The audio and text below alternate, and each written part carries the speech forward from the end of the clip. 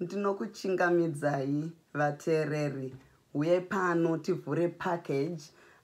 Sezvamuri kuona tine merchandise yava channel yedu. So ndakaorder kuti ndione kuti zviri kuratidzika sei. Zviri kuratidzika sei. Let's tivhure package yacho.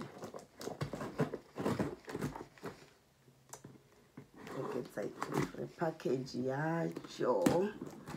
So you know what, get ready and order my t-shirts enyu kana evana kana ana baba and all that. Ooh, all right. Indo magi yangu, magi coffee mug. Isu atite zve coffee. Tunoita zve tea. Because tono tunefura pa safe now. Atite zve coffee tunoita zve tea. Let's see. Ooh, it's really sealed. Tunefura safe now.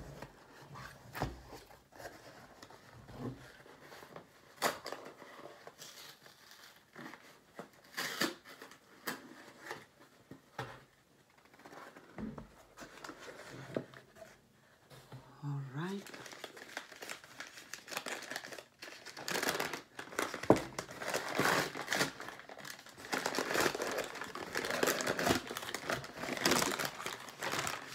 All right. Iyo ndotika pedu.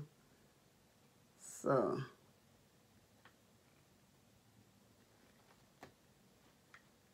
Paivapokare Odai endai muno order macup enyu eti. Tine ma tea cups ano evu anopwanyika sewaya toita futi esimbi. Toita futi esimbi. Regedza tuone ma t-shirts. Oh, beautiful. I am a t-shirt said I. Beautiful.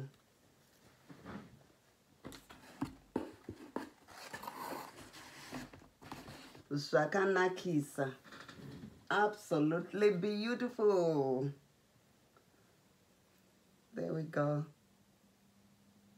All right, so do not hesitate to support nguva yedu yakanaka pano pachirongwa and tengai ma t-shirts. Tine mahoodie echando nekuti kunoku ezvine zvitakugadzirira kupinda mukupisa and I know kuti kuZimbabwe kuri kutonhora.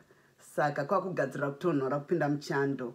KuLondon I think kune chando too. So tengai mahoodie and tine ma t-shirts. Tine ma bags too, like a backpack rakanyorwa kunzi Paivapokare, toita like a duffel bag, like traveling bag. Check it out. Thank you so much for your support.